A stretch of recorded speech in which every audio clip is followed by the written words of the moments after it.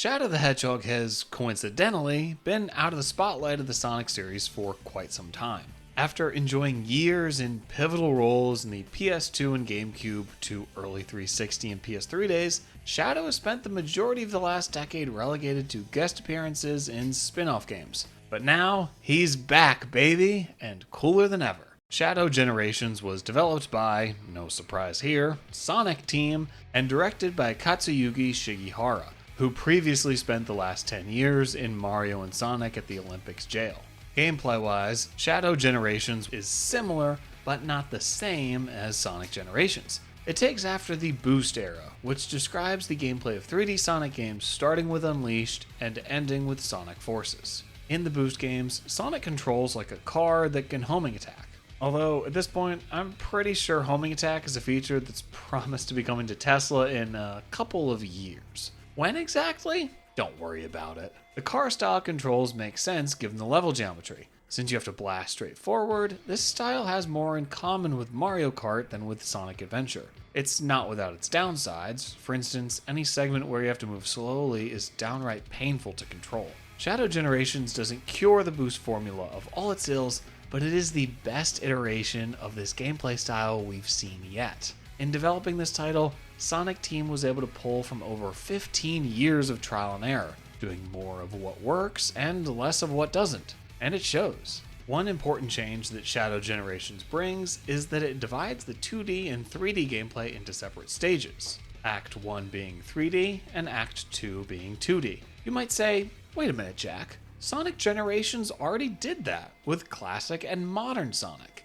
Yeah, no it didn't. Sonic Generations might have said it does that, but what it actually does is another story. The classic Sonic levels are 2D, yes, and then the modern Sonic levels are 3D until they aren't. They often start off 3D, but then soon switch into 2D platforming segments. The Act 1 missions in Shadow Generations are fully 3D, which is a very welcome change. Throughout the entire stages, you're constantly trying to go as fast as possible, through a mix of both keeping a sharp eye out for what's in front of you and quickly reacting to obstacles that pop up. The Act 2 missions aren't as high octane, but can be equally fun. While you won't be going as fast as the 3D levels, you still want to keep your momentum up. Succeeding in this can make you feel like an absolute pro, and you'll be incentivized to replay levels again and again to improve your time. There are still some flaws with the style that this game doesn't address, like how it's impossible to boost with the right trigger while also sidestepping with the right bumper. But overall, Shadow Generations is peak Boost gameplay. After over a decade and a half of so many different titles that used it, Sonic Team was able to improve even further, which is very commendable. Beyond just simple improvement though, there are some changes that Shadow Generations brings that are worth discussing. The first being the famous Chaos Control. For most of the Sonic games that it's appeared in, Chaos Control has been a narrative mechanic rather than a gameplay one, and often not a mechanic that's very good. Aside from acting as a power-up in a few of the spin-off games, the only time Chaos Control has ever been able to be used by the player before this was in the 2005 Shadow the Hedgehog game. It essentially just speeds the player along the level they're on, which can be useful, but it isn't when they have an objective that's beyond just getting to the goal ring. Being another dedicated Shadow game, it makes sense to give the player Chaos Control as a move in their arsenal. And here, thankfully, it's very useful. Once the player builds up their Chaos meter, they're able to activate Chaos Control, which will freeze time for about 6 seconds. This is far from the most unique mechanic out there. Actually, I was able to do basically the same thing in Astro Bot very recently. But it works well. One nice thing is that the timer on the core stops also, so it can be used to eke out a few extra seconds to get that S rank. Using Chaos Control to get through normal sections of a level is very satisfying, and can feel like you're outsmarting the game. There's also parts where you have to use it in order to get past, which are most certainly not as fun. These sections are far too context sensitive.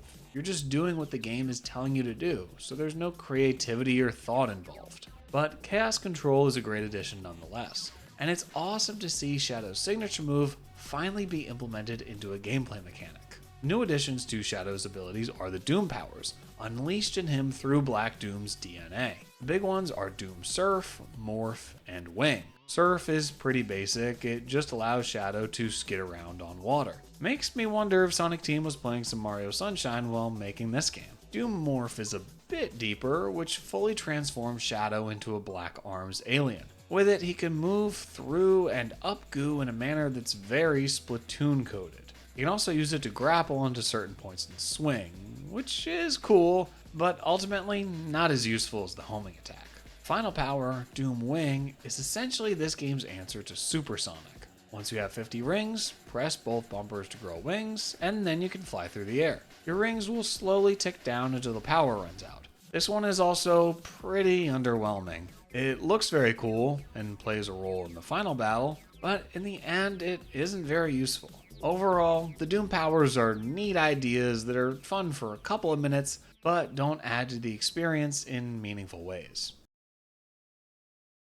Another gameplay difference that does make an impact though is that there are no lives. Look at the screen here. Do you see a life counter? Do you see a little shadow head telling you how many chances you have left? Nope, no lives. Lives have been removed from Sonic Generations too, even though they were present in the original. See, here's a screenshot I took on Steam in 2012. The lives are right there. While I'm tempted to say that lives are an outdated game mechanic, I don't think it's right to paint with that broad of a stroke. The lack of lives definitely increases the convenience, and not having to repeat through an entire stage when you get a game over is nice. But at the same time, removing them does bring a downside. That's the fact that, without lives, rings are worth much less. In past Sonic games, collecting 100 rings would net you an extra life. Sometimes on easier stages this would happen accidentally, but on the more challenging ones, going after every ring possible was a strategy you had to use if you wanted to survive.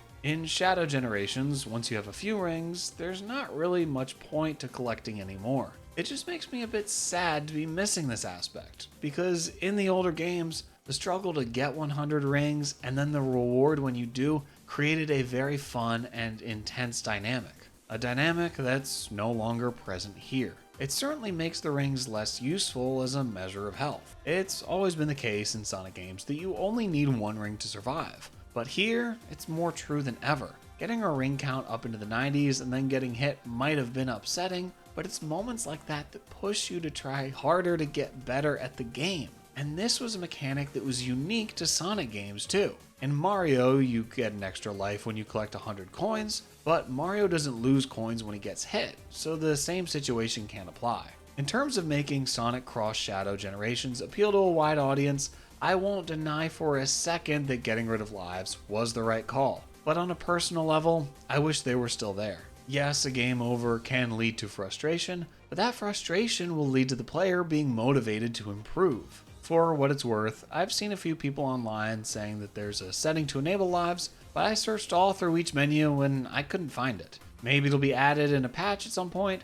but as of now, Shadow Generations is like a community of incels. It has no lives. What it does have though is a hub world. Sonic Generations has a hub world too, but it's 2D, so movement and exploration is very restricted. Shadow Generations has a 3D hub world, and there's a bit more to it. It starts pretty closed off, but once you beat the first few levels, it really opens up. It feels like a mini version of Sonic Frontiers. There's optional challenges and little collectibles to grab, but nothing crazy. Visually, it's similar to the White Void hub world of Sonic Generations, but it still has more personality than Soliana. There's some light puzzle solving involved when trying to reach a boss key or a new stage, which integrate well with the Doom powers you unlock as you go. Overall, there's not a ton to it, but the great thing about Shadow Generations is that it's fun to go fast just for the sake of it, which the hub provides the perfect place for. While the one in Sonic Generations is basically a glorified level select screen, Shadow's hub is fun in its own right. It's not just a means to an end. Dotted throughout the hub world are a few characters from the Sonic universe that Shadow can speak with, but unfortunately, some of them don't have much to say. There's Omega, who's, just there, and Big the Cat, who's somehow both a fan favorite and most hated Sonic character. There's also Orbot and Cubot, who are less annoying than in past appearances, but in terms of characters I'd have liked to see, I'd rather Chris Thorndyke had shown up than them.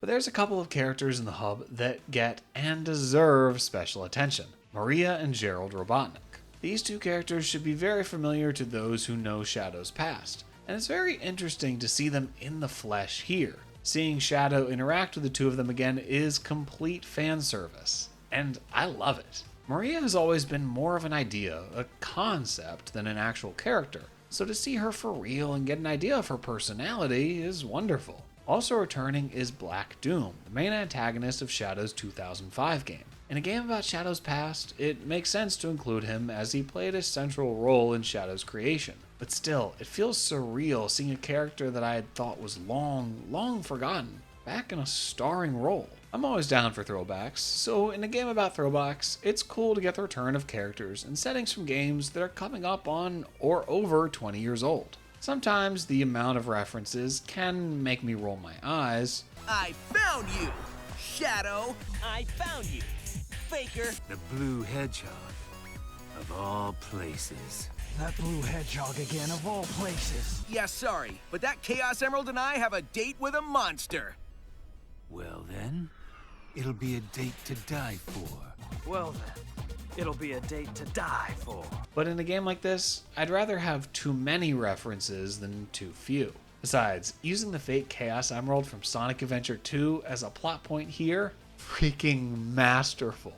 The throwbacks aren't just in the script, but also in the level settings. Like Sonic Generations, they pull from past games and give fan favorite stages a modern makeover. And here's where I have a bit of a problem. It begins with the Space Colony arc from Sonic Adventure 2. Awesome. This is the game that Shadow was introduced in. It's a very cool aesthetic. Great way to start things off. Next is Rail Canyon from Sonic Heroes. I'm not the biggest Sonic Heroes fan, but it's very nostalgic. Shadow was in this game. All good there. After that is Kingdom Valley from Sonic 06. Again, not the best game, but I love that they included this level. It has some awesome visuals, and the music is so good.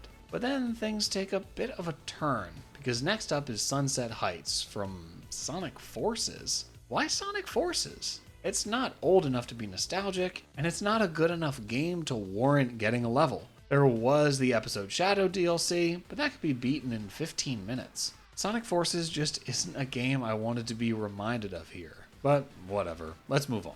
The next course is Chaos Island from Sonic Frontiers? Now, don't get me wrong, I like Sonic Frontiers. I really like it. But what does it have to do with Shadow? He wasn't in Frontiers at all. If this is meant to be a journey through Shadow's past, where's the connection? The astounding thing to me is that there's no levels from the Shadow the Hedgehog game. You know, the game that Shadow Generations is basically a sequel to? Think about that for a second. There's no levels based off of Shadow's dedicated game, but there is a level based off a game he isn't present in whatsoever. Is this just a way to cross-promote the most recent 3D Sonic game? Sadly, I think that's probably the case. But while I think the level settings in Shadow Generations are a mixed bag, it's a bag with a diamond when you get to the end of it. Before this game came out, there was one level I wanted to see more than any other, Radical Highway. It's Shadow's most iconic stage from Sonic Adventure 2, with a sleek urban aesthetic, super fun design, and a head-banging soundtrack. It's even important enough to feature on the box of a Lego set. Fun fact, Radical Highway was actually in the 3DS version of Sonic Generations. That doesn't make this version worth playing, but it's pretty cool. Throughout Shadow Generations, Radical Highway is teased throughout various stages, coming in at the end when Black Doom appears. You'll be running along through the level like normal, when all of a sudden you hear that classic music start to play, and everything goes full Doctor Strange. If this was all we got of Radical Highway, I'd be okay with it. Not thrilled, but okay.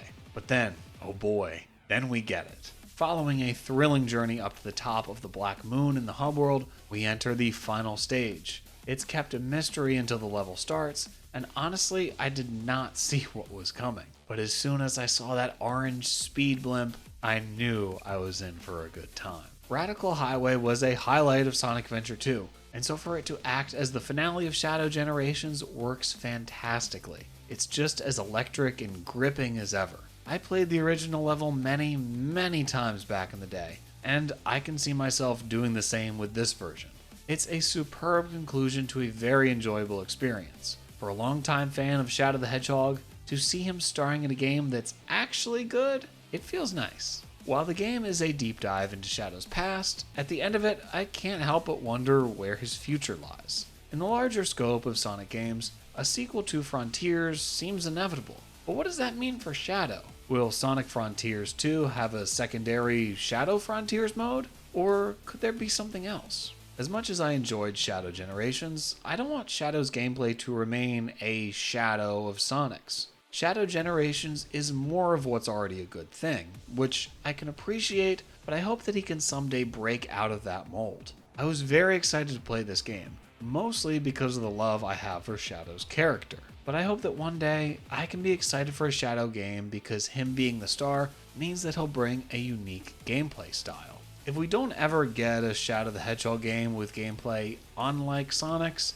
I think that would be a missed opportunity. The boost style gameplay can still be great, and Shadow Generations proves that. But restricting Shadow like this would be the waste of a great character. Shadow is not Sonic, so his gameplay shouldn't have to be either. But right now, having a self-admitted, unironic love for Shadow the Hedgehog, I'm satisfied. It feels like the beginning of a new era for Shadow, one where he isn't constrained into being a selectable character in a mediocre spin-off. Shadow has the momentum behind him to bring great things to the Sonic universe. Shadow Generations may have been focused on the past, but it has me more excited than ever for the future.